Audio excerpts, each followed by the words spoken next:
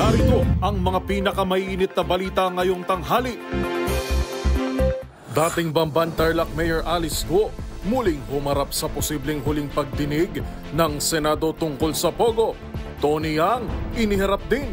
CIDG nilinaw na hindi titigil sa pag-imbestiga sa lahat ng nasasangkot kay Alice Guo. House Plenary Deliberation sa 2025 proposed budget ng Office of the Vice President ipinagpaliban. Mga nakatenggang container ng bigas i-dispose matapos ang 30 araw kahit pabayad na ayon sa Bureau of Customs. Isa namang babae patay sa sunog sa Sampaloc, Maynila.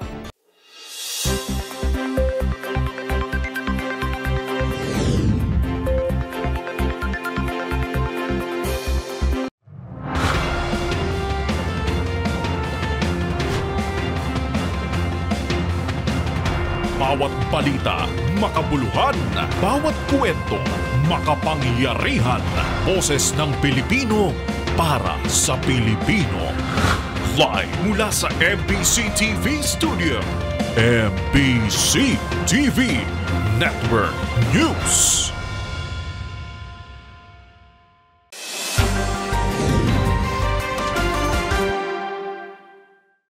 Pilipinas, una sa ating mga balita. Muling humarap sa posibleng huli ng pagdinig ng Senado si dating Bamban Tarlac Mayor Alice Guo patungkol pa rin sa kaugnayan nito sa iligal na pogo sa bansa.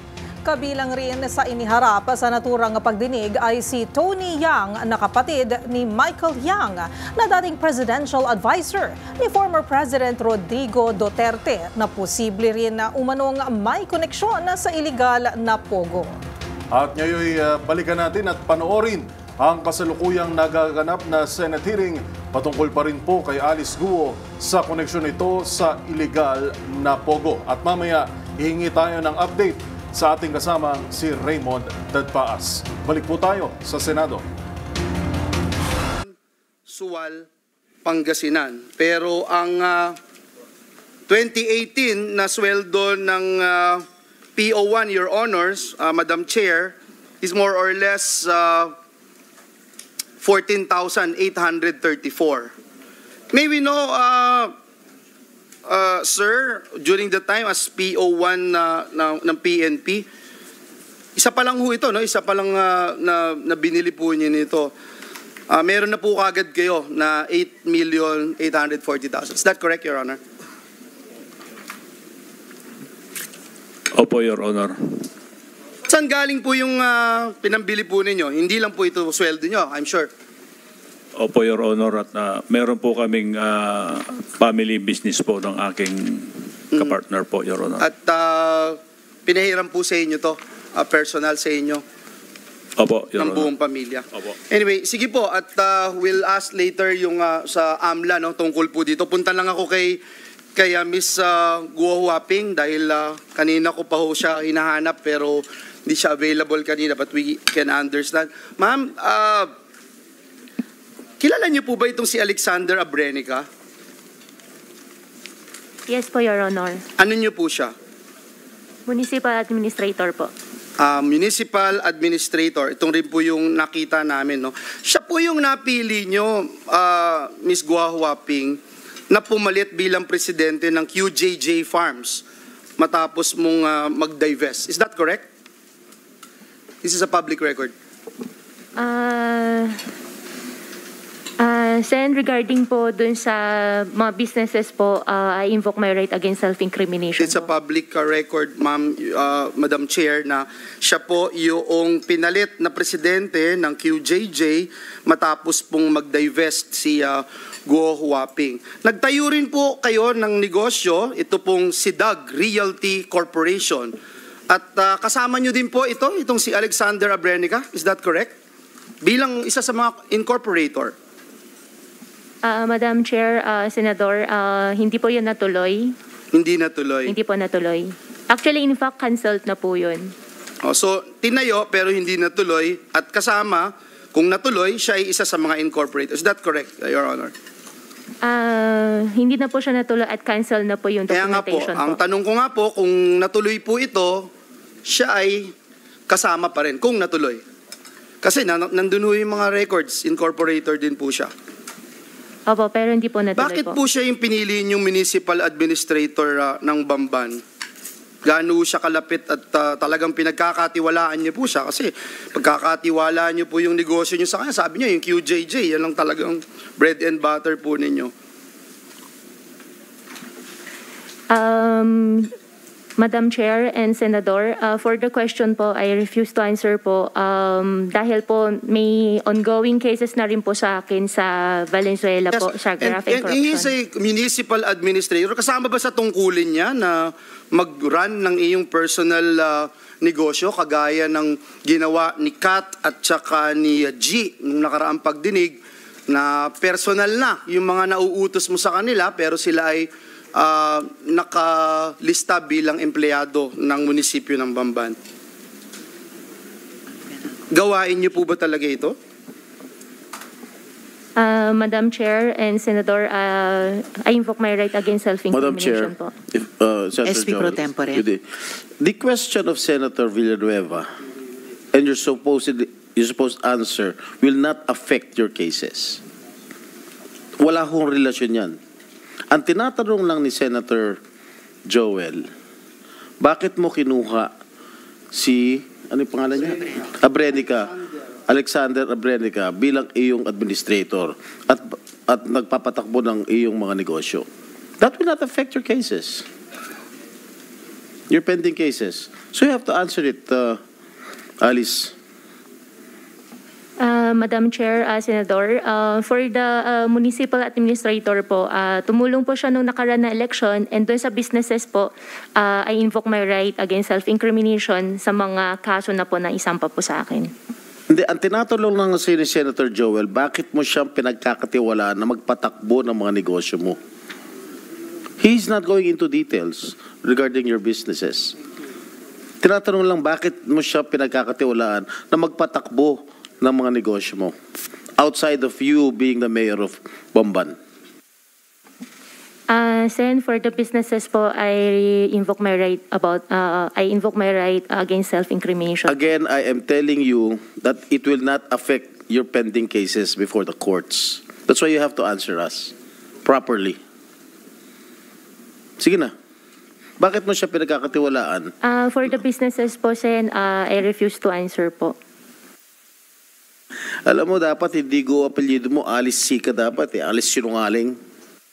Madam Chair, Go Waping, ang tinatanong lang namin, bakit mo siya kinuha? Sabi mo, kinuha mo siya bilang municipal administrator dahil tumulong siya nung halalan. Kaya mo siya kinuha. Pero nung kinuha mo siyang administrator, kinuha mo na din siya na mag-run ng iyong negosyo. So, ang tinatanong lang namin, anong relasyon mo sa kanya? Bakit mo siya sobrang pinagkakatiwalaan? Kamag-anak mo ba siya? Sinagip ka ba niya sa buhay mo? May bumaril sa'yo at hinarang niya yung katawan niya. Ganun mo siya pinagkakatiwalaan eh. Buong buhay mo. So, we just wanted to find out. Kasi, kaya namin tinatanong sa'yo, this is in aid of legislation, we wanted to find out why a chief executive can actually do anything. Parang lahat pwede mong gawin. Si G at si Kat, nagulat dito sa Senado, sa pagdinig, pinapagawa mo na siya ng mga bagay na hindi na para sa munisipyo ng Bamban. And yet, sila ay nasa ka-payroll sa munisipyo ng Bamban. Ito, municipal administrator mo pa. Siya na yung talagang pinaka-representative mo sa buong Bamban. And yet, siyang magmamanage at siyang pumalit sa'yo bilang presidente nitong QJJ. So, we just wanted to understand. Bakit siya? Madam Chair, Senador, regarding kay G tsaka kay Kat po, nung time po na binigyan ko po siya ng instruction, hindi na po sila employee po ng munisipyo. Regarding naman po kay administrator naman po, tumulong po siya nung election at siya yung inupo ko pong municipal administrator po. And for the businesses po, I invoke my right against self-incrimination po. Okay, alam mo, isa pang kasinungalingan na binanggit nyo dito, Sheila, Cassie, sabi nyo, Sheila, nung una, kayo lang ni Alice, ni G at ni Kat yung pumunta sa trip, no? Yung barkada trip ninyo nung Chinese New Year. Tapos, yung sumunod, nadagdag na si Cassie tsaka si Duan Renwu. Ngayon, tinignan namin yung manifesto ulit, binalikan namin, katabi mo nga Cassie, itong si Alexander Abrenica. Natatandaan mo ba yon? Nung nagbarkada trip kayo sa Taipei para mag-celebrate ng Chinese New Year, Cassie? Kilala mo ba si Alexander Abrenica? Hindi po, Mr. Chair. Di mo siya kilala? Hindi po. Hindi mo natatandaan na kasama mo siya at si Duan Renwu at si Sheila at si Alice nung nagkaroon kayo ng barkada trip sa Taipei? Ito yung trip nyo sa Taipei. Hindi po. Sheila, nakalimutan mo rin yan?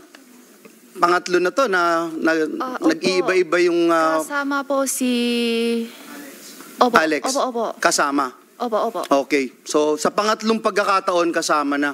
Alice, kasama si Alex Abrenica. Bakit siya kasama dun sa barkada trip ninyo sa Taipei para mag-celebrate ng Chinese New Year kasama si Duan Renwu?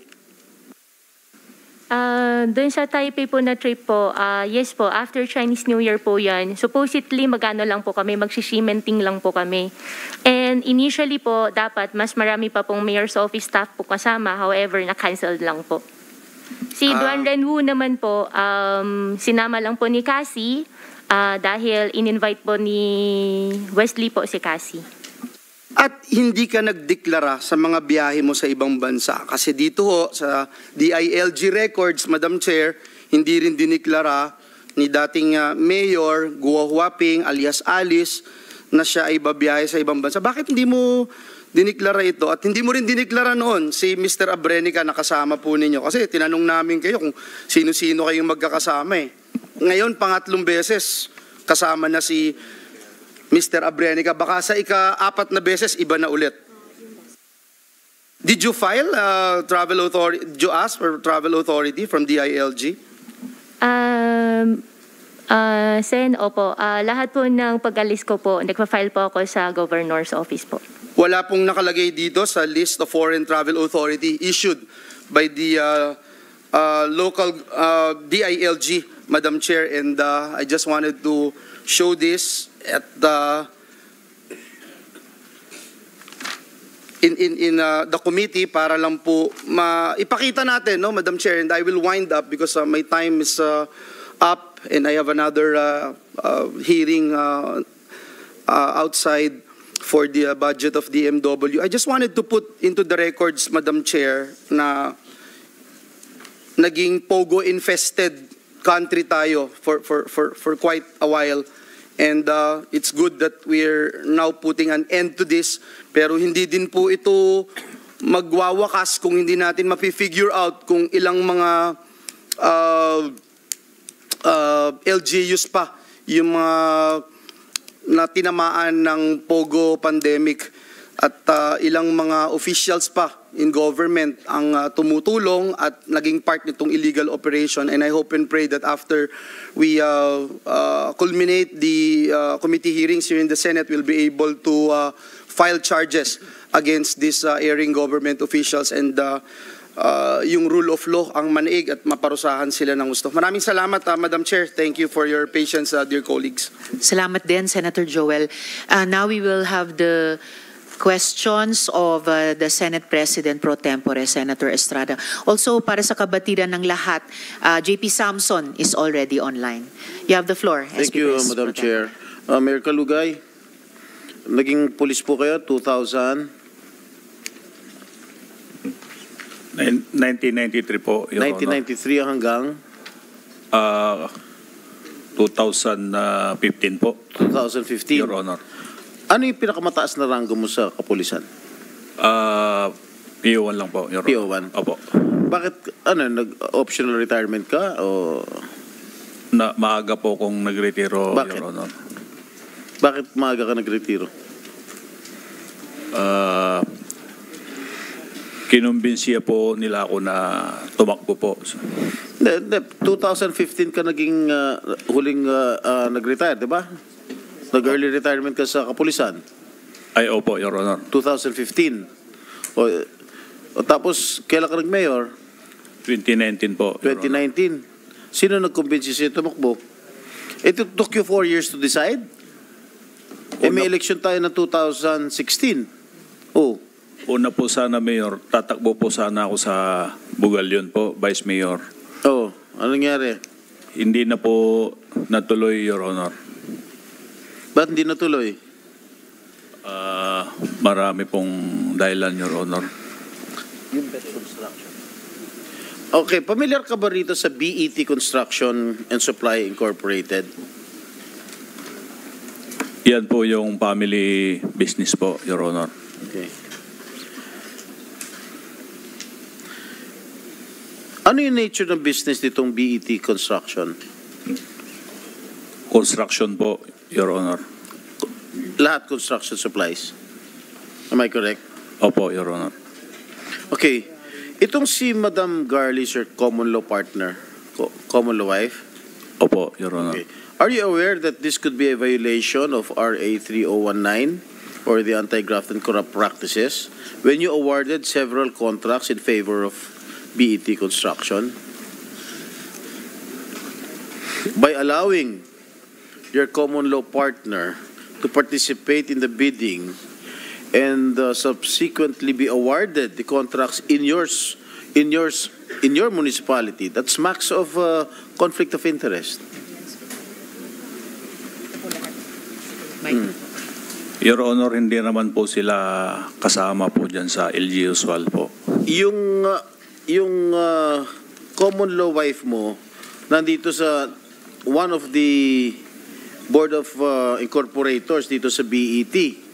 Tapos ina-award ng munisipyo mo lahat ng mga kontrata, halos lahat ng kontrata dito sa BET Construction and Supply Incorporated. Paano nagkaganon? Ang asawa mo o yung common law wife mo, member ng Board of Incorporators ng construction company, at ina-award ng munisipyo kung saan ka mayor dito sa particular na construction company. That smacks of conflict of interest. Am I correct? Hindi po, Your Honor, wala pong ina-award po sa sa construction po. Ito yun lahat. Oh, gusto mo ba bigyan ka ng kopya? Oh, June 30. Reference number, nandito lahat. Barangay Panggaskasan, Suwal, Pangasinan. 1.2 million. June 19, 2023.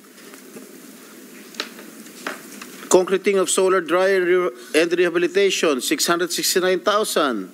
June 19, same, 671,000. At yung common law wife mo, ang shares niya dito sa BET Construction, 70%. Oh, hindi ka ba nahiya? Ina-award mo dito sa common law wife mo? Lahat ng mga kontrata na galing sa SWAL? Your Honor, wala pong ina-award po ang LGU po. Nandito nga summary of approved projects of BET Construction and Supply in Suwal, Pangasinan. Nandito mga dokumento, dinideny mo pa. Opo, Your Honor, dahil wala naman pong in-award ang LGU. Nandito na nga. Gusto mo ba ipakita ko lahat ito sa'yo? Ha? Ayan may field jobs pa. Opo, Your Honor, wala pong ina-award po ang LGU. Alam mo, Mayor, lalo ka madidin habang kung patuloy ka magsinungaling. Nandito na, this is documented. Pa tayo pang aminin ng totoo. Sinasabi These ko are po all documented. Ibig sabihin, nagsisinungaling itong mga dokumento na hawak ko.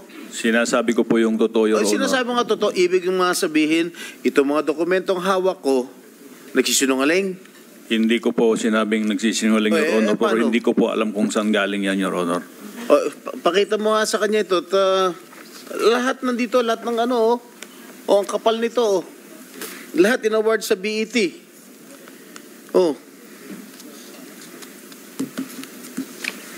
Pakita mo sa kanya. Ito yung summary. Totoo ba yung common law wife mo? Pag may-ari 70% shares dun sa BET Construction? Opo, Your Honor. At least yun inamin mo.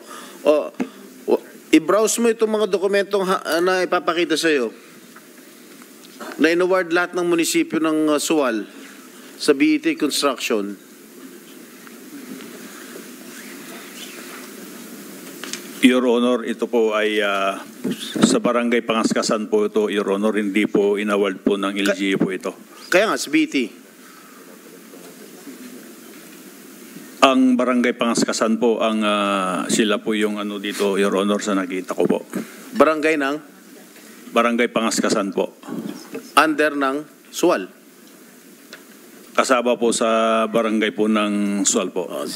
Di inamin mo rin na hindi mo sabihin, hindi mo kontrolado yung mga barangay doon. Ikaw mayor. Hindi ko po kontrolado po ito, Joseph, Your Honor. Huwag ka na magsinungaling, naging mayor din ako.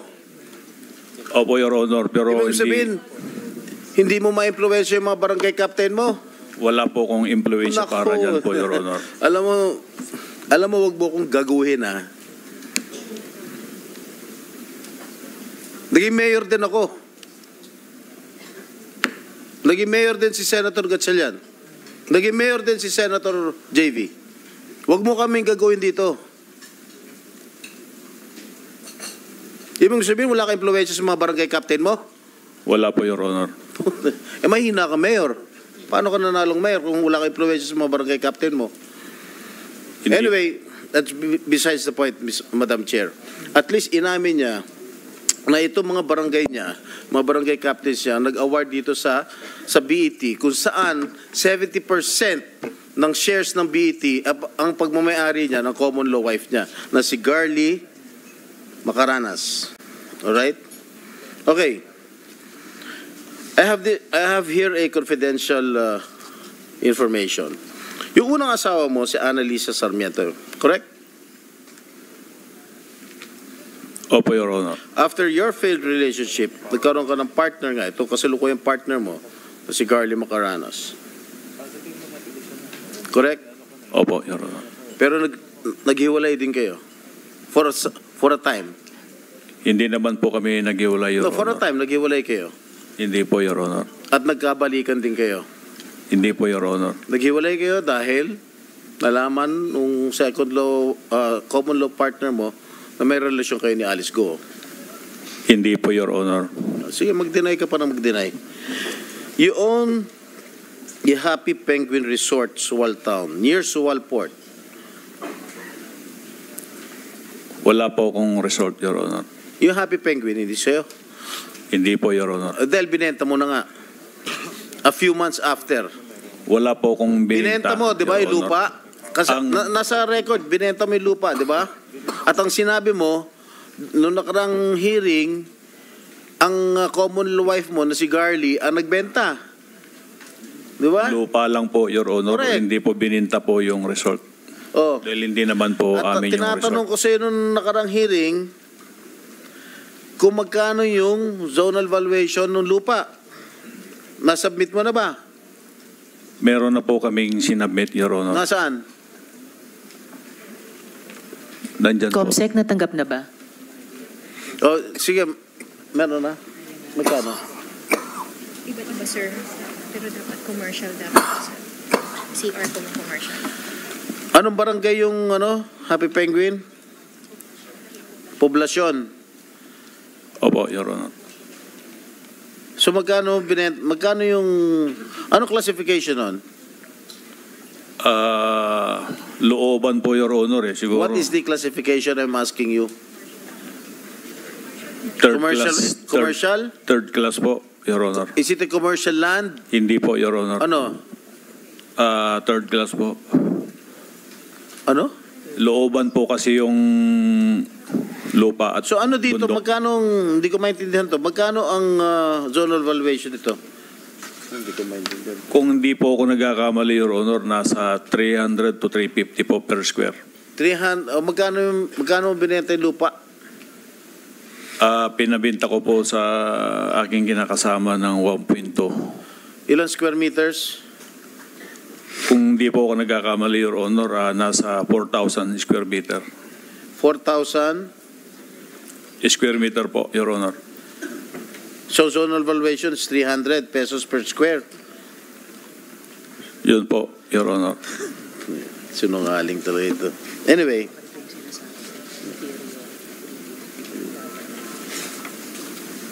Pero iba, Wala po sa salin ngayon.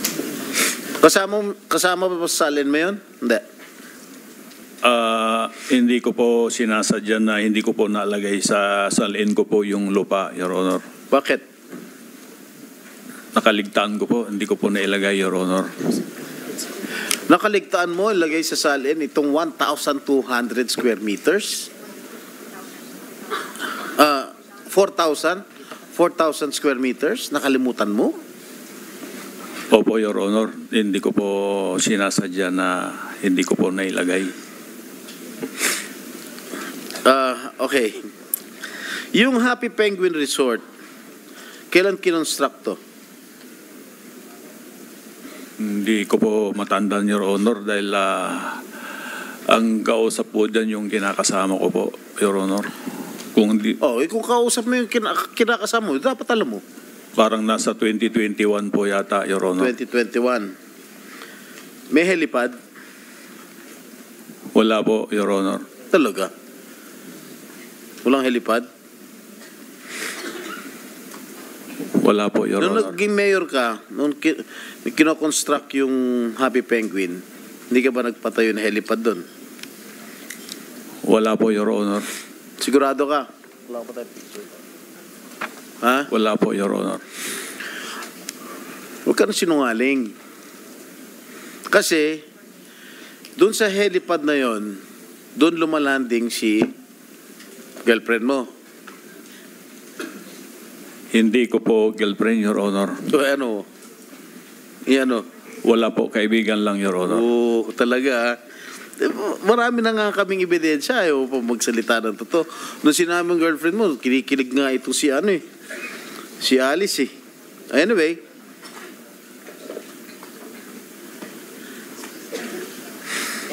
Alice, nakapunta ka na ba sa Happy Penguin? Ano pong exact location po? Poblasyon. Sa Sual po? Meron pa ba iba? Your Honor, hindi ko po kasi alam kung ano yung... Sual. Meron po ako napuntahan po na isang resort po. Pero nung time na yun, wala pa naman pong pangalan ako nakita. Anong ginagawa mo dun? Binibisita mo boyfriend mo? Unang-una po, hindi ko po boyfriend si Mayor Dong. Pangalawa po, pumunta po ako para mamasyal po. Sino kasama mo? Sino kasama mo nung pumunta ka sa Sual? Wesley po. Wesley, kapatid mo. Ano ginawa niyo ron? Bakit ka pumunta sa Sual? Inibitahan ka ni Mayor Dong? Hindi po, umikot lang po kami. Kaya tapos, nga, paano mo nga nalaman na may resort doon? Inibitahan ka ni Mayor Dong? Hindi po, magkikita niyo naman po eh. Magkikita naman po. Hindi, ano? Magkikita naman po. May ginagawa kasi that time na parang A-house po, A-frame na house po. Tiniknan lang po namin. Alright, nung pumunta ka ron sa resort, magkakilala na kayo ni Mayor Dong? Opo, magkakilala po kami ni Mayor Dong. Pareho na kayo Mayor noon, no? At the time? That time po, opo. Ha? Opo. Wala pa kayong matamis na pagtitingin na nun? Your Honor, wala po kami dalawa relasyon. Okay. Okay. Information obtained disclosed that sometime in 2022, there was a vessel aground in the vicinity of Sual waters. Correct? And said vessel has Chinese passengers who was then transported to Bamban, Tarlac, Pogo Hub using two buses owned by the municipality of Sual. And information obtained revealed that there has been a rumor circulating in their town that Kalugay, as mentioned by Senator Joel Villanueva earlier, pawned the town of Sual for 1 billion pesos. 1 billion pesos pa nga. Accordingly, he used some of the money to buy a helicopter which he gave to Go as a gift to impress her. Gano'n ko totoo? Hindi po totoo po yun, Your Honor. At least sinasabi ko yung nag-gather na intelligence unit natin, ha? SP Pro Tempore, if I may interject. Kaugnay nung tanong Mayor ni SP Pro Tempore, gusto ko pong humingi sa CAAP ng flight records ng helicopters na associated kay Guo Huaping, pati yung black box recordings ng mga ito. Andito ba ngayon si Director Tamayo or ibang kinatawan ng CAAP? Wala ka. Okay. So magko-communicate na lamang po ang komite.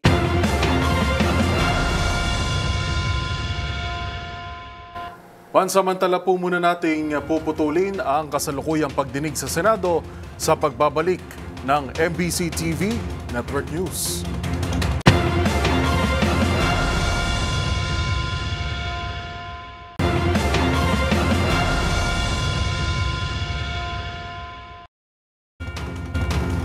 Nasentro naman ngayon ng usapin at atensyon ng mga senador sa tunay na pagkatao at mga negosyo ni Tony Yang. Natuklasan na gumagamit ito ng pangalan bilang Pilipino na nakapangalan sa iba't ibang negosyo nito na kalat sa ilang bahagi ng bansa. Pakinggan natin ang mga detalye sa live report ni Raymond Dadpaas. Raymond, go ahead. Na sentro ang atensyon ng mga senador sa pagkatao at negosyo ni Tony Yang, ang kapatid ni Michael Yang na dating economic advisor ni dating Pangulong Rodrigo Duterte. Hindi matapos itong maaresto sa Cagayan de Oro City at iniugnay sa operasyon ng Philippine Offshore Gaming Operators o POGO. Siya ay gumagamit ng pangalan bilang Pilipino na Antonio Maestrado Lim. May 16 na kumpanya nakapangalan sa kanya sa Cagayan o Cagayan de Oro, Iligan, Davao at Cebu City, maliban pa sa Oro 1 Incorporated na isang service provider sa Pogo. Nahirapan ng mga senador sa pagtatanong sa Yang dahil kailangan pang dumaan sa interpreter dahil hindi mo ito nakakaintindi ng English o Tagalog. Pagamat may impormasyon na marunong itong mag-Tagalog at mag-Bisaya dahil 1998 pa ito nasa bansa. Sa pagtatanong ni Senator Risa Hontiveros, sinabi ni Undersecretary Gilbert Cruz ng Presidential Anti-Organized Crime Commission ang sentro ng operasyon ni Yang at Antonio Maestrado Lim ay sa Philippine Sanja Steel Corporation na sa Cagayan de Oro. Wala umang ibang maaring magtayo ng negosyo sa lugar kung hindi dadaan sa kanya. Sinabi ni Cruz sa ngayon na nakipag-ugnayan na sila sa Philippine Drug Enforcement Agency para investigahan ang impormasyon na inilahad ni Senator Hontiveros na sangkot din si Tony Yang sa illegal drugs. Malapit ginumano ito sa mga matatas na opisyal at kilalang tao sa lipunan. Sa katunayan ng ilang tawa na ipinakita ng Yang kasamang mga opisyal ng PNP sa Cagayan de Oro pati si dating PNP Chief Benjamin Acorda ng ilang beses. Iwalay pa ito sa larawan naman ay pinakita sa kangkokrami ni noon ay PNP Chief Benjamin Acorda kasama sina Mayor Liseldo Dong Kalugay ng Sual Pangasinan at si West Quezon kapatid ni Mayor Alice. Sabi ni Mayor Kalugay, bumisita lang sila noon kay General Acorda ng naupong Chief PNP na nagsilbi din itong Chief Police ng Sual Pangasinan. Para sa MBC TV Network News, ito si Raymond Dadpaas ng DZRH, una sa Pilipinas, una sa Pilipino. Maraming salamat, Raymond Dadpaas, live sa Senado.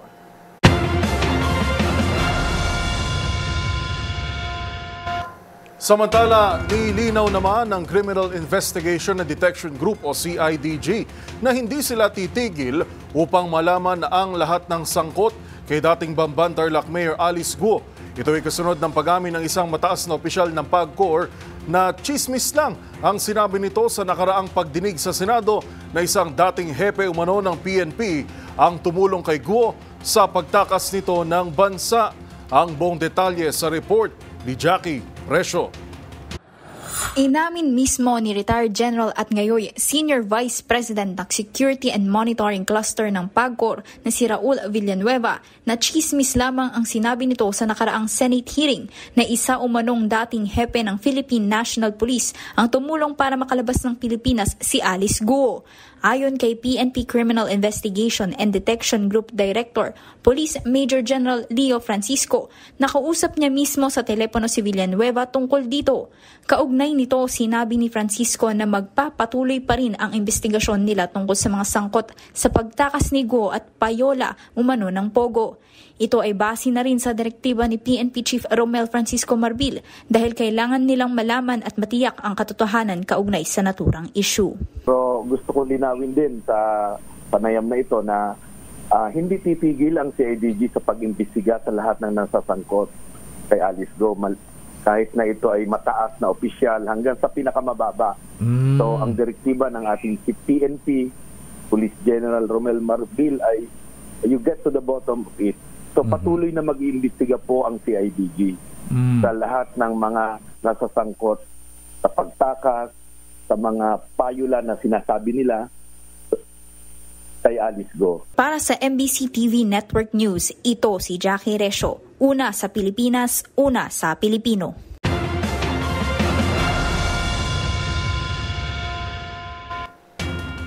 Ipinagpaliban ng Kamara ang plenary deliberations ng proposed 2025 budget ng Office of the Vice President. Ito'y matapos ang paulit-ulit na pagliban ni Vice President Sara Duterte na dumalo sa deliberasyon. Ayon kay House Minority Leader Marcelino Libanan, hihintayin nila hanggang bukas ang pagdating ni VP Sara. Kung patuloy umanong tatanggi ang pangalawang Pangulo, dapat ay may valid reason ito matapos ang napaulat na nasa Calaguas Island Beach si VP Sara, bagay na pinabulaanan ng kampo nito.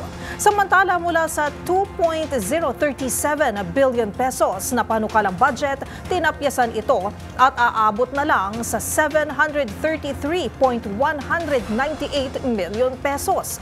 At ngayon naman ating balikan ang mga huling kaganapan sa Senado. Patungkol naman sa issue na rin sa iligal na pogo.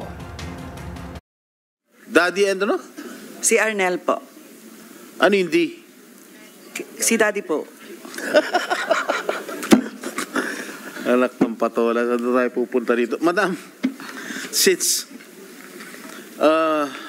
I move that we extend this hearing to another day kasi marami pa akong tatanong and because of lack of material time, marami akong magtatanong. Andiyan si Senator Bato, Senator Win, at si Senator JV. Sana magkaroon ulit tayo ng isa o dalawa pang hearing that marami pa po tayong kailangan tanungin sa ating mga resource persons. Maraming salamat, Madam Chair. Maraming salamat din po, SP Pro Tempore. Totoo, marami pang tanong at may ilan pa dyan na nagsasakit-sakitan pa. So we will do that, SP Pro Tempore.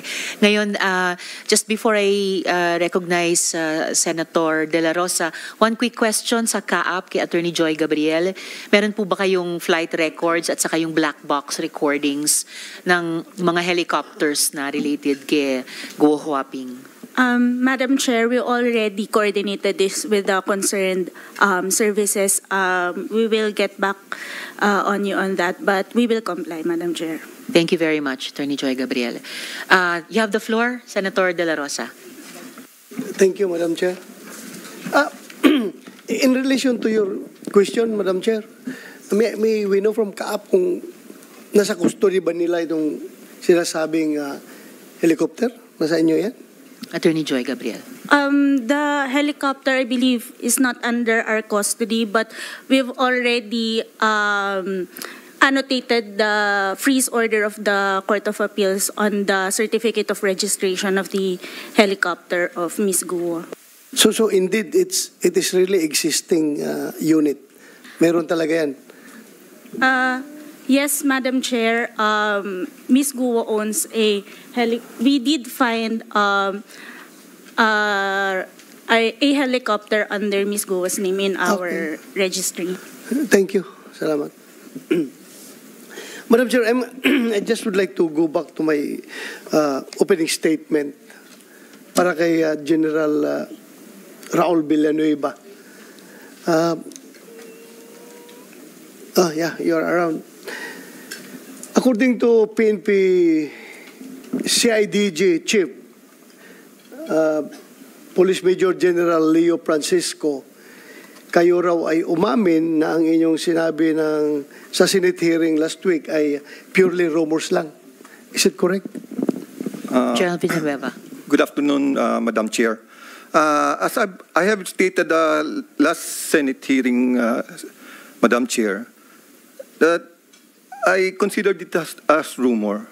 In fact, I dismiss it as rumors because I don't have any confirmation at all. I don't have any verified data because as of now, PAGCOR is very much concentrated on running after or helping our law enforcement agencies in running after the big pogos in the provinces. So, narinig mo ba yung binasa ko kanina na statement coming from the Council of Chiefs? Yes, Your Honor. It's just unfortunate, sir, na hindi pa confirmed tong mga initial information. That's why unconfirmed information is considered not an intelligence data, not actionable at all.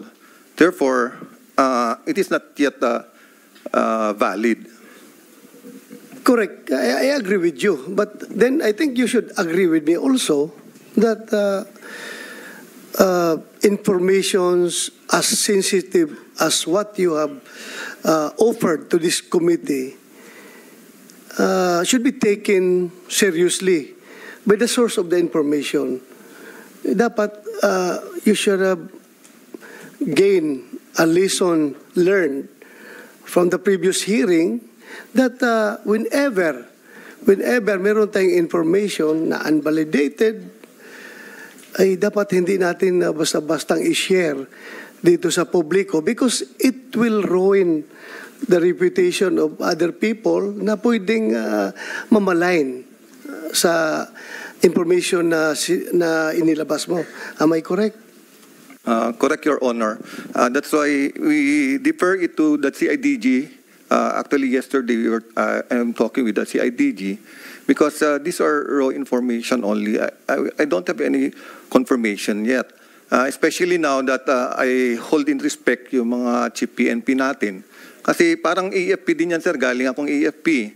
Ang mga chief PNP natin, parang mga chief of staff natin. Kadamihan sa kanila naman kilala ko. And I know they have their own legacies in running the PNP. Kadamihan naman ng mga chief PNP, ang iniisip na lang yung mga legacy programs niya to improve the PNP institution. Kaya medyo hindi ko na ito pinansin mabuti, Your Honor, kasi wala akong basis na, wala pa akong mga verified information regarding this.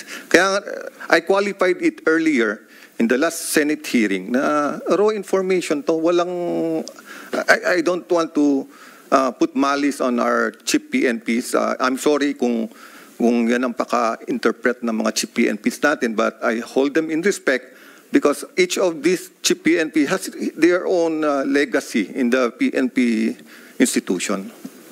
So at least when you say you're sorry, does that mean to this committee that you are already issuing a public apology? Yes, Your Honor, to say it very bluntly, I'm just, I mean, I know, in the last session, I already qualified it as raw information. And therefore, it has no bearing at all yet. Because I don't have any verified information or confirmation from other sources. That's why I have to ask a lot of people, but I came up with nothing. Kaya nga, that's why nag-react yung mga retired na chief PNP because knowing you came from the intelligence service of the Armed Forces of the Philippines, and you know how we treat classified information, even though this information is not yet classified, as you said, that this is still unverified. Alam naman natin na it has to go through a process. And the end of that process is the evaluation. And you have to evaluate that information, whether the source is reliable and the information itself is credible. Kaya nga meron tayong A1, A2, B3, C, di ba? A to F, that is how we classify, how we evaluate the reliability of the source of the information.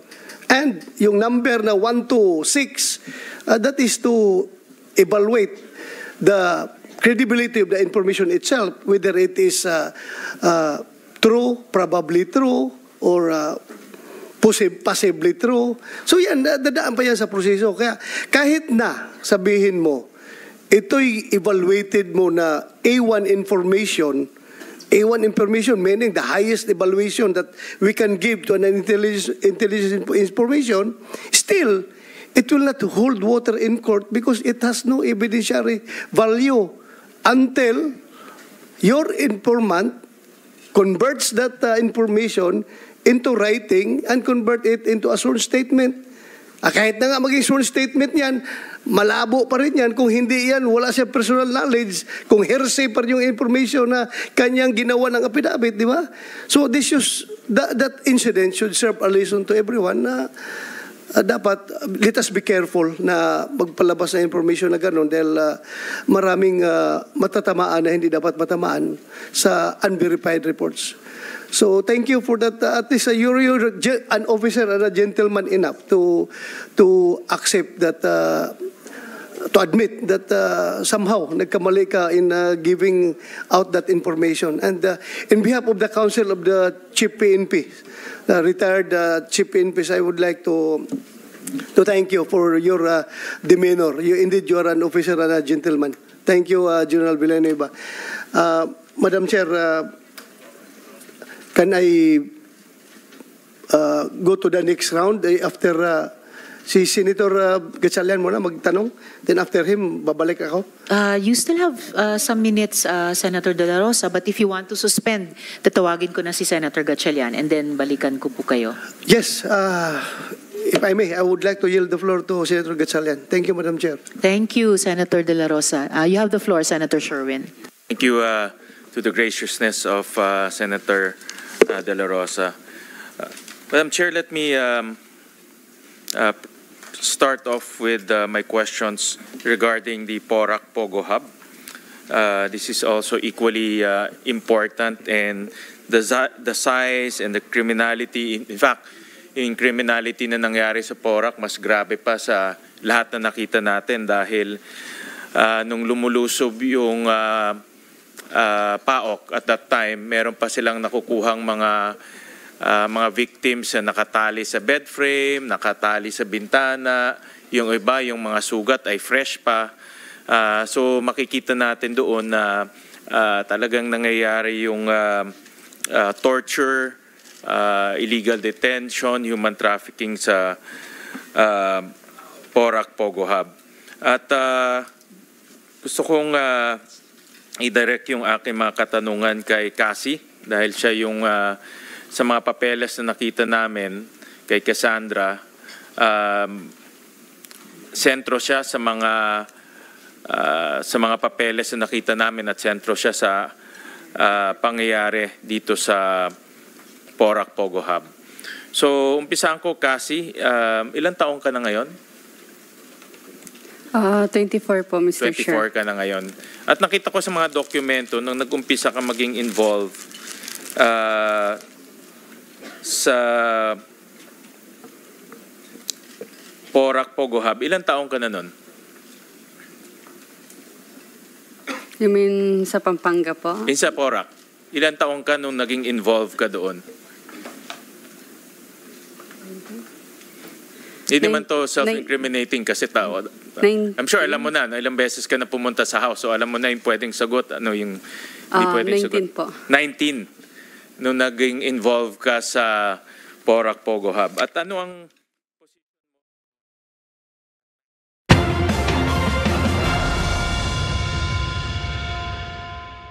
Atin pong babalikan ang pagdinig na yan sa Senado maya-maya po lamang sa pagpapatuloy ng special coverage ng DZRH at DZRH TV.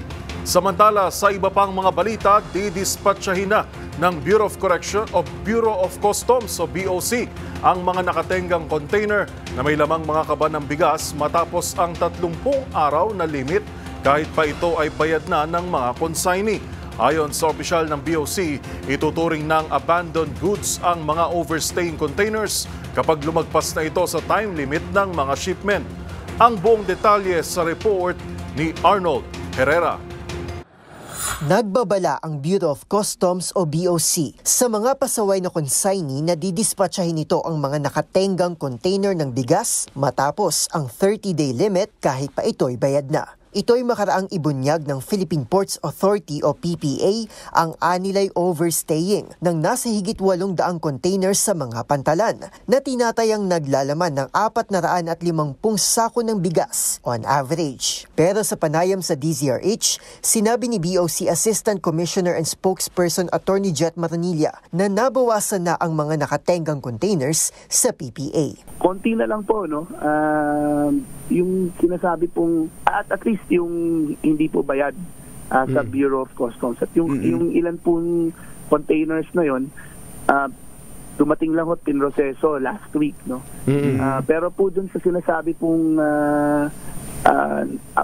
number ng Philippine Ports Authority na nakatambak po sa ating mga puerto, karamihan po doon, no? A vast majority ng containers na yon tapos na po sa pagpoproseso sa Bureau of Customs. Ibig sabihin, kailangan na lang talagang i-pull out. Sa ulat pa kahapon ng PPA, nasa 300 container na ang pinull out ng consignee sa nakalipas na 3 araw, kasunod ng kanilang panawagan. Paalala ni Maronilla, hanggang 30 araw lang ang limit ng mga shipments sa mga pantalan matapos iproseso ng BOC, bago ito ituring na abandoned goods na pwedeng i-auction o gamitin pantulong sa kadiwa stores ng gobyerno. Tiniyak naman ng PPA na patuloy silang nakikipagtulungan sa Agriculture Department para paigtingin ang monitoring ng iba pang container na naglalaman din ng mga pangunahing bilihin tulad ng karne at sibuyas. Para sa MBC TV Network News, ito si Arnold Herrera. Una sa Pilipinas, una sa Pilipino.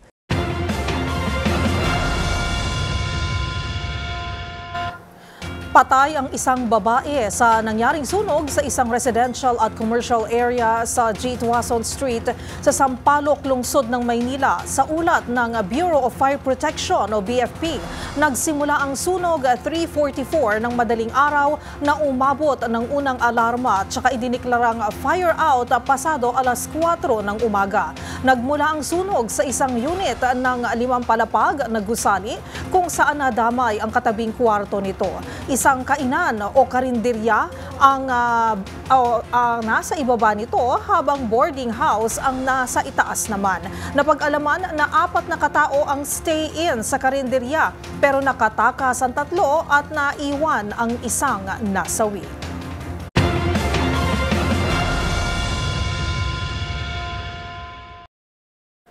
At iyan ng mga nakalap naming balita ngayong araw ng Martes. Papatuloy po ang ating special coverage para sa nagaganap pong hearing sa Senado maya-maya lamang po sa DZRH Radio at DZRH TV. At partner, bago tayo magtapos, mayroon na lamang po tayong 72 araw, 92 days, bago ang araw ng Pasko. Ito po si Yuel Reyes.